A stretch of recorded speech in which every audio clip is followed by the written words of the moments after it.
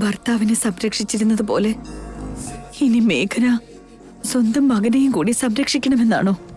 അങ്ങനെ തന്നെയാണ് അരുണമേ. ഞാനൊരു പരിഹാരക്രിയ പറയാം. അതൊരു പൂജയാണ്. ഭാര്യയും ഭർത്താവും മകനും ഒന്നിച്ചു വേണം ചെയ്യാൻ. അത് ചെയ്യാൻ ഭാർഗവ പണിക്കരെ.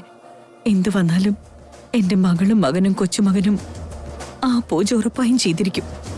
ആ പൂജ കഴിഞ്ഞാൽ ആപത്ത് വിട്ടു പോകുന്നുറപ്പല്ലേ? അത് പൂർത്തിയാക്കിയാൽ മാത്രം പോരാ. ഫലം ഉണ്ടാകണമെങ്കിൽ എല്ലാവരും ഒരുമിച്ചുണ്ടാകണം. നമ്മൾ ചെയ്യേണ്ടതെല്ലാം ചെയ്യണം. ബാക്കിയുള്ളത് ദൈവത്തിന്റെ കയ്യിലാ.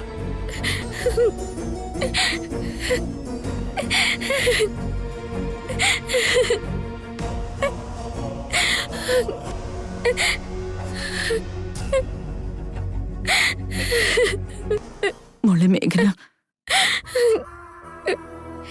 എനിക്ക് മാത്രം എന്താ അമ്മ എപ്പോഴും ഈ പരീക്ഷണങ്ങളും ആപത്തുമല്ല. ഈശ്വരൻ എന്നോട് ഒരിക്കലും കരുണ കാണിക്കില്ലെന്ന് തന്നെയാണോ? എനിക്ക് മാത്രം എന്താ ഇങ്ങനെയൊക്കെ സംഭവിക്കുന്നത്? ഇത്രയും നാളും ഇതിനായിട്ട് ഇപ്പൊ നോക്ക് ചിക്കു. ദൈവം കഷ്ടതകളും ദുഃഖങ്ങളും മാത്രമല്ല, സന്തോഷവും മുന്നിൽ വച്ചു നീട്ടും. നിനക്ക് എത്രത്തോളം ക്ഷമയുണ്ടെന്ന് ഈ രീതിയിൽ ദൈവം പരീക്ഷിക്കുന്നതാവും. നീ ഭൂമി ദേവിയേക്കാളേറെ സഹനശക്തി ഉള്ളവളാ. അത് ഈശ്വരൻ മനസ്സിലാക്കാതിരിക്കില്ല മോള്. ഇത്രയും നാള് ഭർത്താവിനെ രക്ഷിക്കാൻ നീ ഒരുപാട് കഷ്ടപ്പെട്ടു. ഇപ്പോ നിന്റെ മകന്റെ ജീവൻ രക്ഷിക്കാനായി അതിനേക്കാൾ ഏറെ സഹിക്കണം. ഏതൊക്കെ അവസ്ഥകൾ ഉണ്ടായാലും നമ്മൾ അതിനെതിരെ പോരാടണം. അമ്മയേക്കാൾ വലിയൊരു സുരക്ഷാ വലയം ഈ ലോകത്തില്ല. നിന്റെ ഈ ദുഃഖവും പോരാട്ടങ്ങളും മകനും ഭർത്താവിനും വേണ്ടി മാത്രമല്ല, ചിലപ്പോ ആ ദൈവത്തിന് പോലും ആവശ്യമായിരിക്കും. നിന്നെ മാതൃകയാക്കി ജീവിക്കണമെന്ന് ചിലപ്പോൾ ആ ദൈവം ലോകത്തെ അറിയിക്കുകയാവും. പോയിട്ട് വരൂ.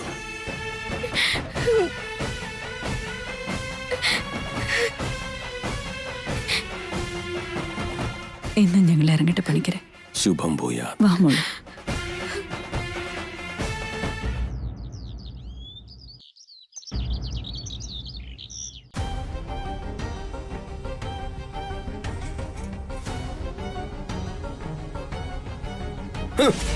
എന്താ ഇത്? ഇത്രയധികം മാനേജേഴ്സ് ഉണ്ടായിട്ടും ഒരു ഓഫീസ് മെയിൻറ്റെയിൻ ചെയ്യുന്ന രീതിയാണോ ഇതൊക്കെ? കമ്പനി ലാഭത്തിൽ നിന്നും നഷ്ടത്തിലേക്ക് മൂക്കുകുത്തുന്നു. കമ്പനിക്ക് കിട്ടേണ്ട പേയ്മെന്റ്സ് എല്ലാം പെൻഡിങ്ങിലുമാണ്. ഇതുവരെ ആരാ കൊണ്ടെത്തിച്ചത്? സോറി സർ, കുറച്ചു നാളായിട്ട് മിഥുൻ സാർ ഓഫീസിലേക്ക് വരാറില്ല. ഞങ്ങളെല്ലാവരും കൺഫ്യൂസ്ഡ് ആയിരുന്നു. അതുകൊണ്ടാണ് ഇങ്ങനെയൊക്കെ സംഭവിച്ചത്. Very sorry sir. രാവിലെ തന്നെ എന്താ ഒരു ബഹളം? എന്താ പറ്റിയത്? കമ്പനി ഇപ്പൊ നഷ്ടത്തിൽ ഓടിക്കൊണ്ടിരിക്കുന്നത്. മിക്കവാറും പൂട്ടേണ്ട അവസ്ഥയിലാണെന്നാ പറയുന്നത്. ഒരു സൊല്യൂഷൻ കണ്ടെത്താണ്ട് മറ്റുള്ളവരെ കുറ്റം പറഞ്ഞിട്ട് എന്താണ് കാര്യം? ഇതിനെ കുറിച്ചൊക്കെ ആദ്യം തന്നെ ആലോചിക്കണ്ടായിരുന്നോ? ഇതെന്തൊക്കെയാണ് വിവേക്? നീ നിന്റെ വലിയേട്ടനും കൂടെ എന്താ കാണിച്ചു കൂട്ടുന്നേ? നിങ്ങളെ വിശ്വസിച്ച് ഞാൻ കമ്പനി ഏൽപ്പിച്ചപ്പോ ഇങ്ങനെയാണോ നോക്കി നടത്തുന്നത്? ഇത് ഡീൽ ചെയ്യുന്ന ഞാനല്ല, വലിയേട്ടനാണ് വലിച്ച. പക്ഷെ ആരും ഇത് ഡീൽ ചെയ്തിട്ടില്ല, ഡിലേ ചെയ്തിരിക്കുകയാണ്. എന്തു പറ്റി ഡാഡ്? എന്തിനെങ്ങനെ ബഹളം വെക്കുന്നേ? സാറിന് ഓഫീസിൽ ചെല്ലാൻ സൗകര്യം ഇല്ലാത്തതുകൊണ്ട് അവർ ഇങ്ങോട്ട് വന്നേക്കുക. ഓഫീസിലെ കാര്യങ്ങൾ വീട്ടിലെത്തിക്കരുതെന്ന് ഞാൻ എത്ര പ്രാവശ്യം പറഞ്ഞിട്ടുണ്ട്. ചേട്ടാ, നീ ചെയ്യേണ്ട കാര്യങ്ങളൊന്നും ചെയ്യാതെ അവരെ കുറ്റം പറയുന്നത് എന്തിനാ? കമ്പനിയുടെ ചെയർമാൻ നീയാണോ അതോ അവരാണോ? അതിനിപ്പോ എന്താ ഉണ്ടായ ഡാഡ്? വിവേക്, എന്താ? നമ്മൾ ലോസിന്റെ എഡ്ജിലേക്ക് എത്തിയിരിക്കുക. റിക്കവർ ചെയ്യണമെങ്കിൽ നമുക്ക് ഒരുപാട് സമയം വേണ്ടി വരും. വാട്ട്? അവനോട് ചോദിക്കുന്ന എന്തിനാ? ഈ ഫയൽസ് ഒക്കെ ഒന്ന് എടുത്ത് നോക്ക്. എടാ വിവേക്, ആ ഫയൽ എടുത്തു കൊടുക്ക്.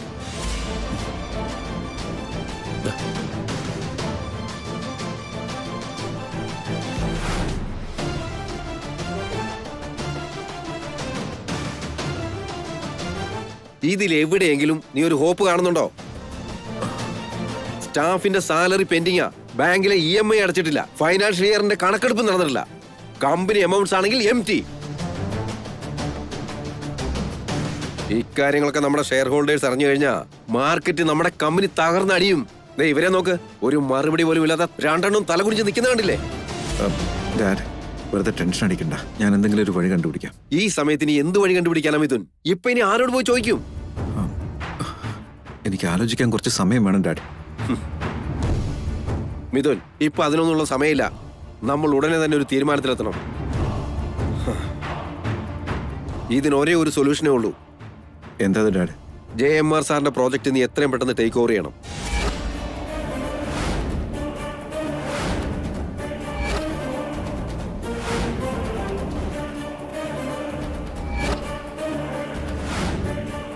മിഥുൻ, നീ എന്തെങ്കിലും മിഴിച്ചു നിൽക്കുന്നേ? നിന്റെ മുന്നിൽ മറ്റെന്തെങ്കിലും ഓപ്ഷൻ ഉണ്ടോ? ഇല്ല ഡാഡ്, പക്ഷെ ഈ ഓപ്ഷൻ വേണ്ട. അതെന്താ? അർജുന്റെ മേഘനയുടെ ഒപ്പം ജോലി ചെയ്യാനുള്ള മടി കൊണ്ടാണോ? അതിനെനിക്ക് താല്പര്യമില്ല. നിന്റെ ഇഷ്ടാനുസരണം കമ്പനി നഷ്ടത്തിലാക്കാൻ ഞാൻ സമ്മതിക്കില്ല. ഇപ്പൊ നീ ഈഗോയുടെ പുറകെ പോയാ കമ്പനിയെ പഴയ പടി ഉയർത്തിക്കൊണ്ടുവരാൻ നിന്നെ കൊണ്ട് സാധിക്കില്ല. മിഥുൻ, കമ്പനിയുടെ നിന്റെയും ഭാവിക്ക് വേണ്ടി എക്സ് ചെയർമാൻ എന്ന അധികാരത്തിൽ ഞാൻ പറയുകയാണ്. നീ JMRന്റെ പ്രോജക്റ്റ് ടേക്ക് ഓവർ ചെയ്തേ പറ്റൂ. വേറെ ഒരു വഴിയില്ല.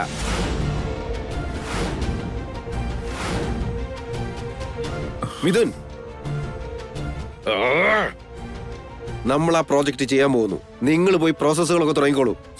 വിവേക്, നീ ഇന്ന് തന്നെ കമ്പനിയിലേക്ക് ചെന്ന് ആ പ്രോജക്റ്റ് ഫോളോ അപ്പ് ചെയ്യണം. ശരി വലിച്ച. എന്താ ആന്റി ഇത്? മിഥുനും മേഘനയും ഒന്നിച്ച് വർക്ക് ചെയ്യാൻ വേണ്ടി അങ്കിൾ മോട്ടിവേറ്റ് ചെയ്യുന്നത് പോലെയില്ലേ? അതൊരിക്കലും നടക്കാൻ അനുവദിക്കരുത് മഞ്ജരി.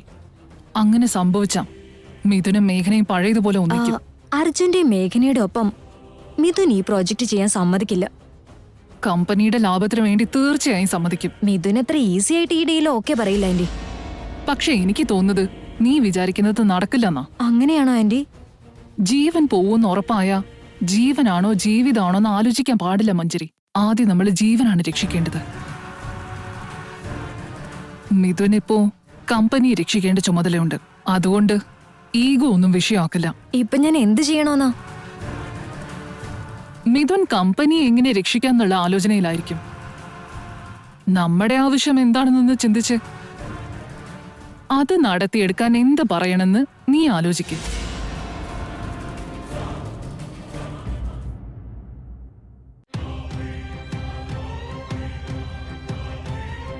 ഇത്തവണ ആപത്തുണ്ടാകുന്നത് നിന്റെ ഭർത്താവിനല്ല, നിന്റെ മകനാണ്. അച്ഛനുണ്ടായിരുന്ന അതേ ആപത്ത് തന്നെയാണ് ഇപ്പോ മകനും അനുഭവിക്കാൻ പോകുന്നത്.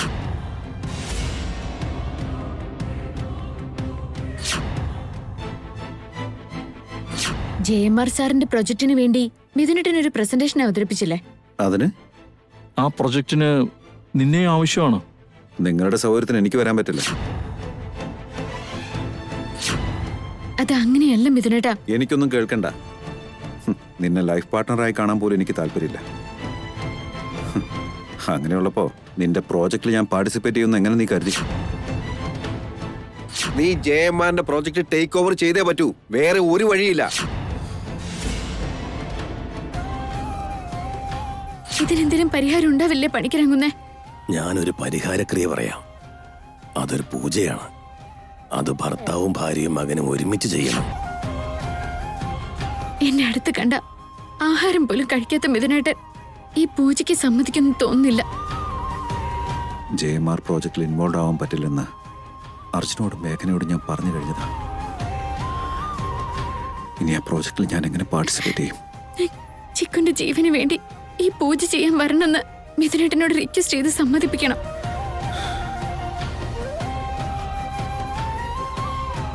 കമ്പനിയുടെ നിലനിൽപ്പിന് വേണ്ടിയെങ്കിലും ഞാൻ എൻ്റെ തീരുമാനം മാറ്റിയേ പറ്റൂ. എന്ത് ചെയ്തിട്ടാണെങ്കിലും മിഥുനേട്ടനെ കൊണ്ട് സമ്മതിപ്പിച്ചേ പറ്റൂ. എന്ത് ചെയ്തിട്ടാണെങ്കിലും കമ്പനിയെ ഉയർത്തിക്കൊണ്ടുവന്നേ പറ്റൂ.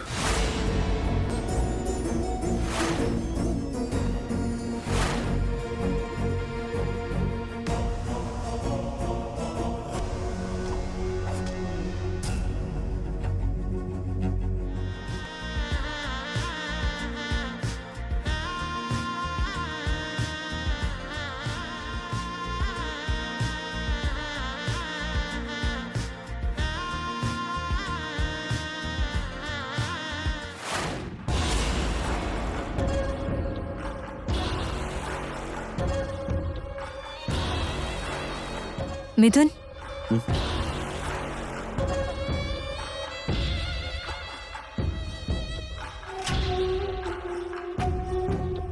അങ്കിൾ എന്താ മിഥുൻ കമ്പനിയെ കുറിച്ച് മിഥുൻ ഒന്നും അറിയാത്തതുപോലെ അവിടെ ബഹളം ഉണ്ടാക്കിയത്? അങ്കിളിനേക്കാൾ കൂടുതൽ നീയല്ലേ കമ്പനി നോക്കി നടത്തിയത്? അങ്ങനെയുള്ള കാര്യങ്ങളെ കുറിച്ചൊക്കെ നിനക്ക് എന്തറിയാം മഞ്ജരി?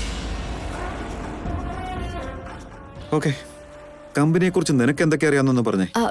അത് പിന്നെ മിഥുൻ, എന്നാൽ നമ്മുടെ കമ്പനിയുടെ ഇപ്പോഴത്തെ അവസ്ഥ എന്താണെന്നെങ്കിലും നിനക്കറിയാമോ? എനിക്ക് വളരെ കുറച്ചു കാര്യങ്ങളെ അറിയൂ. എന്നാൽ എൻ്റെ ഡാഡിന് എല്ലാ കാര്യങ്ങളും അറിയാം. കഴിഞ്ഞ 3 മാസമായിട്ട് കമ്പനി ലോസിലാണെന്നും അദ്ദേഹത്തിന് അറിയാം. ഡാഡ് എന്നെ പഠിപ്പിച്ചതൊന്നുമല്ല, കമ്പനിയുടെ ഇപ്പോഴത്തെ ദയനീയ അവസ്ഥയെക്കുറിച്ച് എനിക്ക് വാർണിംഗ് തന്നതാ. ഈ അവസ്ഥയില് മിഥുൻ എന്ത് ചെയ്യണമെന്നാ തീരുമാനിച്ചേ?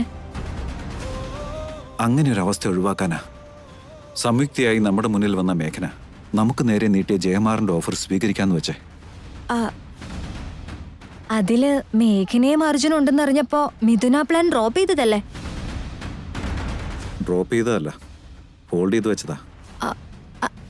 എന്നുവെച്ചാൽ ഇപ്പോഴാ പ്രോജക്റ്റ് ടേക്കപ്പ് ചെയ്യാൻ പോവാണോ?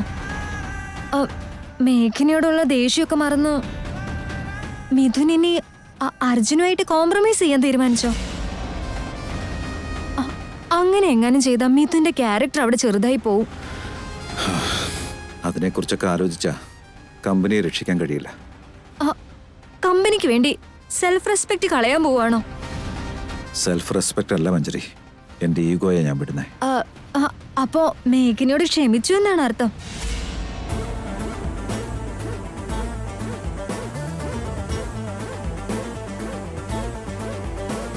ജയമാറിന്റെ പ്രോജക്റ്റാണ് ഞാൻ ചെയ്യുന്നത്. ഇതത്ര ശരിയാണെന്ന് തോന്നുന്നില്ല മിഥുൻ. എന്നാ വേറെന്താ ചെയ്യേണ്ടതെന്ന് പറ. നിന്റെ മുന്നിൽ മറ്റെന്തെങ്കിലും ഓപ്ഷൻ ഉണ്ടോ? ഒരു വഴിയില്ലാന്ന് വെച്ച് വേണ്ടാത്തൊരു വഴിയിലൂടെ നടക്കണമെന്നുണ്ടോ? നിന്നോട് എന്നെ ക്വസ്റ്റ്യൻ ചെയ്യാനല്ല പറഞ്ഞ മഞ്ജരി. നിനക്ക് എന്തെങ്കിലും ആൻസർ ഉണ്ടെങ്കിൽ അത് പറ. നിനക്ക് അങ്ങനെ എന്തെങ്കിലും വഴി അറിയാമെങ്കിൽ ആ വഴി സ്വീകരിക്കാൻ ഞാൻ തയ്യാറാ. ഇപ്പൊ എനിക്ക് കമ്പനിയുടെ നിലനിൽപ്പ് മാത്രമേ വലുത്. ഓൾറൈറ്റ് മിഥുൻ, ഞാനൊന്ന് ആലോചിച്ചിട്ട് പറയാം. അത്രയ്ക്കുള്ള ടൈമില്ല. That's okay. എന്നാൽ എനിക്ക് എത്ര ടൈം ഉണ്ടെന്ന് പറ. എന്തെങ്കിലും ഉണ്ടെങ്കിൽ അത് വേഗം പറയണം. ഇപ്പൊ തന്നെ എല്ലാം കൈവിട്ട് പോയിരിക്കുക. ഇനിയും ലേറ്റായ അതൊരു വലിയ വീഴ്ചയിലേക്കായിരിക്കും പോവുക. ഒരു തെറ്റിനെ കവർ ചെയ്യുന്നതിന് വേണ്ടി മറ്റൊരു തെറ്റിലേക്ക് പോകുന്നത് ശരിയാണോ മിഥുൻ? മിഥുന് മേഘനയായിട്ട് അടുക്കാൻ താല്പര്യമില്ലല്ലോ, അപ്പൊ അകന്ന് തന്നെ വേണ്ട നിൽക്കാൻ. നിന്റെ ശത്രുവായ അർജുന് മുന്നിൽ നീ തലകുനിക്കാൻ പാടില്ല മിഥുൻ. അതുകൊണ്ട് കുറച്ച് ടൈം എടുത്ത് ആലോചിക്കണം. ഇങ്ങനെയുള്ളൊരവസ്ഥയില് ധൃതിപ്പെട്ട് ഒരു ഡിസിഷൻ എടുത്ത് അത് തെറ്റായിപ്പോ നീ ഒന്ന് ആലോചിക്ക്.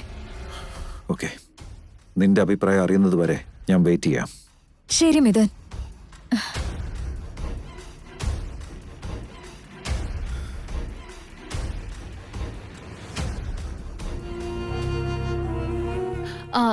ചേച്ചി, ജയമാർ സാറ് രാവിലെ വിളിച്ചിരുന്നു. പ്രോജക്റ്റിന്റെ മുന്നോട്ടുള്ള കാര്യങ്ങൾ എന്തായെന്ന് ചോദിച്ചു. ഏതൊക്കെയോ ഫയൽസിൽ ചേച്ചിയുടെ ഒപ്പ് വേണമെന്നും പറഞ്ഞിട്ടുണ്ടായിരുന്നു. ചേച്ചിയുടെ മുഖം എന്താ വല്ലാണ്ടിരിക്കുന്നത്? കണ്ണൊക്കെ നിറഞ്ഞിട്ടുണ്ടല്ലോ. ഇപ്പൊ മേഘന പ്രൊജക്ടിനെ കുറിച്ച് ചിന്തിക്കാനുള്ള അവസ്ഥയിലല്ല ചാരു. മേഘനയ്ക്ക് എന്താ പറ്റിയതരുന്നമേ? നിങ്ങൾ രാവിലെ എവിടേക്കാ പോയിരുന്നേ? ഭാർഗവ പണിക്കര് വിളിപ്പിച്ചിരുന്നു ജയേട്ടാ. ഭാർഗവ പണിക്കര് വീണ്ടും എന്തെങ്കിലും കാര്യം പറഞ്ഞു വരണമേ? പറഞ്ഞു ജയേട്ടാ. അദ്ദേഹം എന്താ പറഞ്ഞത് വല്യമ്മേ? ഇത്തവണ ആപത്ത് മിഥുന് മാത്രമല്ല ചിക്കുവിനും കൂടിയാണെന്നാ പറഞ്ഞ്. ചിക്കുവിന് ആപത്താണെന്നോ? എന്താ ചേച്ചി ഇതൊക്കെ? മിഥുനേട്ടന്റെ ജാതകത്തിലെ ദോഷം അതേപടി ചിക്കുവിനുണ്ടെന്നാ പറഞ്ഞത്. ചെറിയ കുട്ടികളുടെ ജാതകത്തിൽ ഇങ്ങനെ ദോഷമൊക്കെ ഉണ്ടാവുമോ? പണിക്കര് അതിനുള്ള പരിഹാരവും പറഞ്ഞു തന്നിട്ടുണ്ട്. മിഥുനും മേഘനയും ചിക്കുവും കൂടി ഒന്നിച്ച് ഒരു പൂജ ചെയ്യണോത്രേ. മേഘനയോടൊപ്പം ഇരുന്ന് ഒരു പൂജയ്ക്കും ഇതിന് തയ്യാറാവും തോന്നുന്നുണ്ടോ? അതൊക്കെ നടക്കുന്ന കാര്യമാണോ? അത് ബുദ്ധിമുട്ടായിരിക്കും വല്യമ്മേ.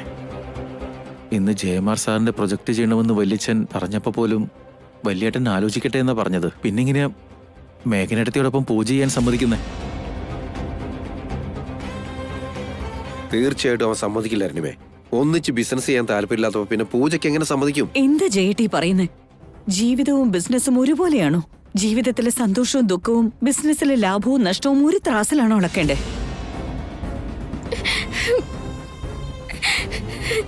അതങ്ങനെയല്ല ആന്റി.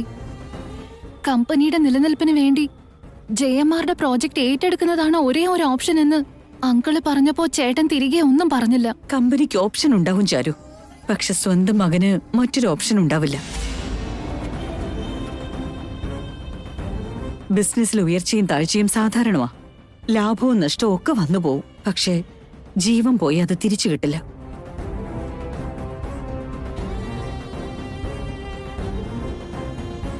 അതിപ്പോ ചിക്കുവിന്റെ കാര്യം വരുമ്പോ മിഥുൻ മടിക്കും അരുണിമേ. ചിക്കു പുറത്തുള്ള ആളാണോ? അവന്റെ സ്വന്തം മകനല്ലേ, അവന്റെ രക്തം തന്നെയല്ലേ.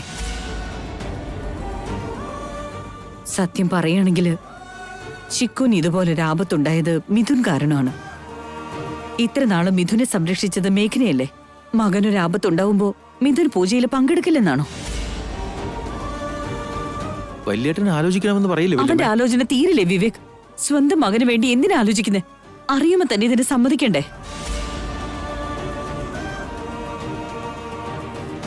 ഏട്ടൻ ചേച്ചിയെ ഭാര്യയായിട്ട് അംഗീകരിക്കില്ല എന്നല്ലേ പറഞ്ഞത്? ചേച്ചിയെ പോലും വേണ്ടാത്ത സ്ഥിതിക്ക് ചിക്കുവിനെ മകനായിട്ട് സ്വീകരിക്കോ? അവൻ അംഗീകരിച്ചില്ലെങ്കിൽ മേഘന അവന്റെ ഭാര്യ അല്ലാതാവില്ലല്ലോ, ചിക്കു അവന്റെ മോനും അല്ലാതാവില്ല. ഒരിക്കൽ മേഘനെ അവൻ ജീവന് തുല്യം സ്നേഹിച്ചതല്ലേ. ഇപ്പൊ അവൻ വേണ്ടാന്ന് പറഞ്ഞാ അവന്റെ മകൻ അവന്റേതല്ലാതാവോ? അതിനൊരു കാരണം വേണ്ടേ? നീ പറയുന്നതിൽ കാര്യമുണ്ട്. തൽക്കാലം ഒന്ന് സമാധാനിക്കേ. നമുക്കെല്ലാവർക്കും കൂടി മിഥുനെ എങ്ങനെങ്കിലും സമ്മതിപ്പിച്ചെടുക്കണം. ഇനി എന്ത് ചെയ്തിട്ടായാലും മിഥുൻ ഈ പൂജയിൽ പങ്കെടുത്തേ പറ്റൂ. ഇതൊരിക്കലും അവന് വേണ്ടിയല്ല, എന്റെ ചെറുമകന് വേണ്ടിയും എന്റെ മരുമകൾക്ക് വേണ്ടിയുമാണ്. ആയിക്കോട്ടെ, നമുക്ക് അങ്ങനെ തന്നെ ചെയ്യാം. തൽക്കാലം നീ നടങ്ങ്. സമാധാനമായിട്ട് നമുക്ക് ആലോചിക്കാം. മേഘന മോളെ, പ്രോജക്റ്റിന്റെ കാര്യത്തിൽ എന്താ തീരുമാനം? നമ്മുടെ കമ്പനിയുടെ അവസ്ഥയൊക്കെ വളരെ ദയനീയമാണ്. എത്രയും പെട്ടെന്ന് എന്തെങ്കിലും ചെയ്തില്ലെങ്കിൽ കമ്പനി പൂട്ടേണ്ട അവസ്ഥയാ. ഞാൻ പോലും ഇന്നാണ് ഈ വിഷയത്തെക്കുറിച്ച് അറിഞ്ഞത്. അച്ഛൻ എന്തേ പറയുന്നേ? മിഥുനേട്ടൻ അന്ന് ജയമർ സാറിന്റെ പ്രൊജക്ടിന് വേണ്ടി വളരെ നന്നായിട്ട് പ്രസന്റേഷൻ നടത്തിയത്. അതുപോലെ അന്ന് അർജുന്റെ പ്രസന്റേഷനും ഓൾമോസ്റ്റ് ഒരുപോലെ തന്നെ ഉണ്ടായിരുന്നു. അപ്പോ പ്രൊജക്ട് പിന്നെ ആർക്കാ കൊടുത്തത് ഏട്ടത്തി? നിന്റെ വല്യേട്ടനും അർജുനും ഒരുമിച്ച് ഈ പ്രൊജക്ട് ചെയ്യണമെന്നാണ് ജയമർ സാർ തീരുമാനിച്ചിരിക്കുന്നത്. മിഥുനേട്ടൻ പക്ഷെ അതിന് താല്പര്യം കാണിക്കുന്നില്ലല്ലോ. അർജുനെ എന്തുകൊണ്ടോ വല്യേട്ടന് തീരെ കണ്ടുകൂടല്ലോ. അർജുന്റെ ഒപ്പം ബിസിനസ് ചെയ്യാൻ മടി, മേഘനയുടെ ഒപ്പം പൂജ ചെയ്യാൻ മടി, പിന്നെ അവൻ എന്ത് കാണിക്കാനാ? നീ ഇങ്ങനെ ദേഷ്യപ്പെടാവുന്ന സമാധാനിക്കരുമേ. എന്തെങ്കിലും ഒരു സൊല്യൂഷൻ ആലോചിക്കാം. എന്ത് സൊല്യൂഷനാണെന്നേ? കമ്പനിയുടെ നിലനിൽപ്പിന് വേണ്ടി, സ്വന്തം മകന്റെ ജീവന് വേണ്ടി മിഥുൻ ഈ പൂജ ചെയ്തേ മതിയാവൂ. അല്ലെങ്കിൽ അവന്റെ കമ്പനിയും ഈ കുടുംബവും രണ്ടും അവന് നഷ്ടപ്പെടും. അങ്ങനൊരവസ്ഥ ഒരിക്കലും ഉണ്ടാവില്ലമ്മേ.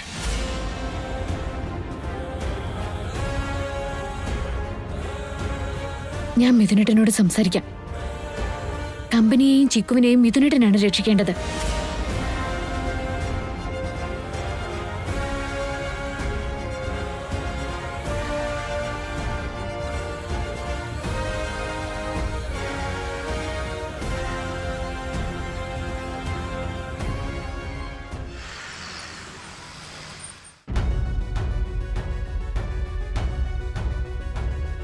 മേഘനയോടൊപ്പം ഇരുന്ന് ഒരു പൂജയ്ക്കും ഇതിന് തയ്യാറാവും തോന്നുന്നുണ്ടോ?